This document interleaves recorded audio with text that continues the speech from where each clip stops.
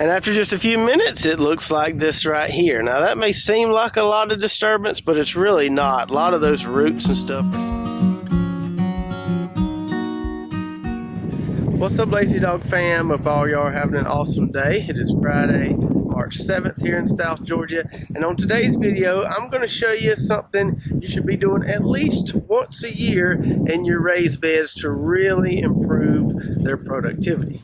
So I was out here earlier today doing a little cleanup, getting some of these beds ready for spring planting, doing a little harvesting. Harvested a couple of nice bags of Brussels sprouts off these plants here. And you can see we still got a few more there that need to get a little bit bigger before we harvest those. So hopefully we get a second harvest. I harvested the rest of the fall carrots in this bed and got it cleaned up a little bit. Did a second harvest on these 2 double rows of spinach. Got 4 nice bags of spinach, and hopefully if it doesn't get too hot too quick around here, we'll get a third harvest in another few weeks. Got this old lettuce bed from the fall cleaned up and started working on some of these mustard beds here, getting these flipped where the mustard has obviously started flowering on us. And as I was flipping that mustard bed, I thought this would be something really good to share with our YouTube audience, because there are several advantages to flipping a bed as opposed to just adding some soil and planting on top. Because a lot of times I think we get hung up on this idea of not disturbing the soil structure that comes from a lot of the no-till methodology out there. But if you think about it, these raised beds are much different than an in-ground plot where over-cultivating can have some consequences. So although it technically is, because these raised beds are sitting on top of our native soil, they're really not connected to the earth. The soil in these raised beds is much different than the soil on the ground around these raised beds. So each raised bed is like its own tiny little ecosystem, so to speak. And the soil in these raised beds is nice and soft from top to bottom. It's not stratified like our in-ground soil is, where it may be softer up top, but as you go deeper, it can get harder. Now, in an in-ground plot, we don't want to over-cultivate or over-till the soil. We don't want to just pulverize that soil until it's like powder, because there are some consequences to doing that. For one, it's not going to retain nutrients very well when it's low in organic matter and just powder fine.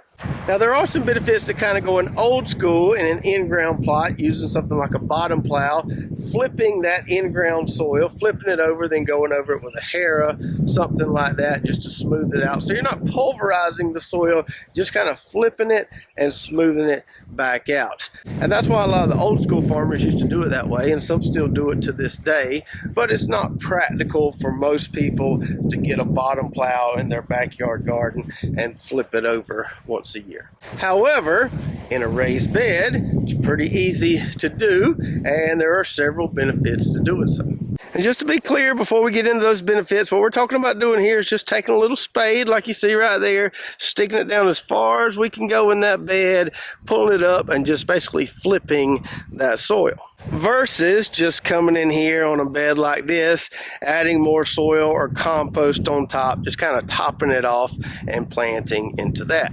So reason number one why it's good to flip your beds every now and then, as opposed to just always topping them off. It's going to improve aeration, help get some air into that soil. Now, the raised bed soil is typically pretty soft and fine, but it can crust over from time to time, so it's going to help prevent that from happening or break up that crust a little bit. And then reason number two, which I think is the big one, it's going to improve nutrient availability in that bed. So over time, as you get lots of rain and you're watering those beds, some of those nutrients are going to be pushed down towards the bottom of that bed. But if we flip that soil, we can bring those nutrients back to the top, so they'll be available to the next round of plants that we put in that bed. Number three, it's going to improve the nutrient consistency over the entire bed. Now, even though these raised beds aren't that big, I do see from time to time that I've got some kind of weak spots in certain areas of that bed where plants don't perform as good as they do maybe on the other side of the bed. So flipping that soil and then kind of spreading it back out is going to help evenly distribute those nutrients we have in the bed and hopefully get a more consistent grow out over the entire bed. And then number four, for those of you who struggle with ants in your raised beds, flipping those beds can really help with that. As I've told you many times before, ants don't really like disturbance. They tend to build beds in undisturbed areas. But if we flip that bed every now and then, we're giving it enough disturbance to hopefully encourage those ants to go somewhere else. And while I do still get some ants in a few of these beds from time to time, I find that the beds that have been flipped within the last few months tend not to have any ants congregating in them. So those are some good reasons to be flipping your beds, but I don't think it's something you need to do every single time you replant. It's not something I'm doing 4 to 5 times a year in these beds. And within a given year, some of these beds may see 4 to 5 different crops or different veggies grown in them. And sometimes we're just trying to be quick, so we're just going to top them off, or maybe they don't even need topping off, and we're just going to go in there and plant. But at least once a year, maybe twice a year, very beneficial to dig down there, turn over that soil, flip it, bring some of that good stuff to the top, and really help you out nutrient wise and with the fire ants.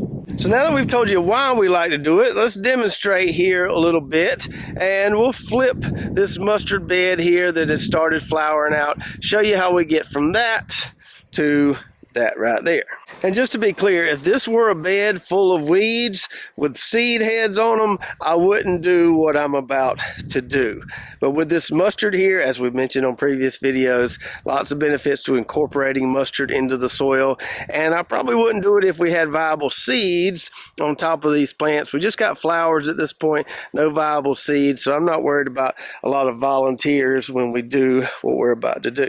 So the first thing I want to do is chop up these mustard stalks a little bit. Because they are so tall, it would be really tough to flip this with these tall mustard stalks here. Now, if we were working with that spinach bed I showed you earlier where the plants are kind of low to the ground, we wouldn't need to chop them at all. We would just start flipping. So I'm just going to take my hedge shears, just go in here and start chopping this stuff up, trying to leave it all on top of the bed. Some of it might spill over. I'm trying to keep it all inside the bed here. All right, so we got some nice little chopped mustard salad there. Next thing I want to do is pull out my irrigation system, because I definitely don't want to chop that up with the spade when we go to flipping this. And now we're ready to flip. So I really like this spade for flipping because it's nice and narrow. I can kind of work around these edges pretty well. So we're just going to stick it down in there, pull it up, and flip it over. And we'll make sure we work around these corners real good here. Don't want to skin up our beds too much.